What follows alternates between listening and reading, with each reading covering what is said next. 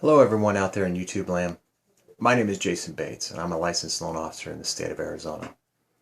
I often get asked by potential home buyers, Jayson, what are my closing costs going to be?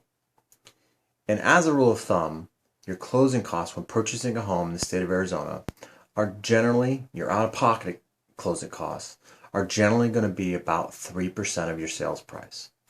Now there are other closing costs that are not necessarily out-of-pocket expense or not out-of-pocket expense.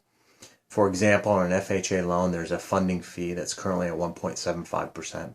That's financed into the loan. However, that is a closing cost.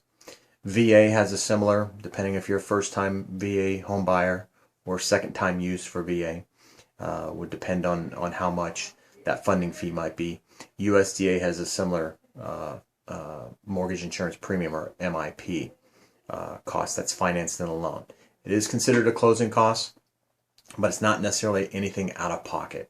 So as a rule of thumb, your out-of-pocket expense on all types of loans are going to be about 3% of the sales price.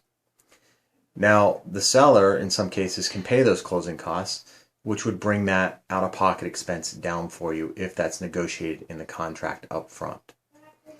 The other thing to consider on closing costs is if you're having a down payment, you need to add that 3% to your down payment. So on an FHA loan, if you're putting 3.5% down, you would need to budget for an additional 3% for your closing costs. So I hope that helps.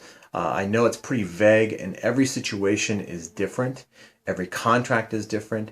So by all means, please reach out to me. I'd love to talk to you in person about your specific situation and how the closing costs are going to relate to your contract, and love to help you out in any way that I can. All my contact information is below. Feel free to contact me.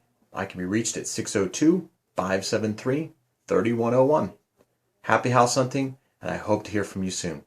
Goodbye.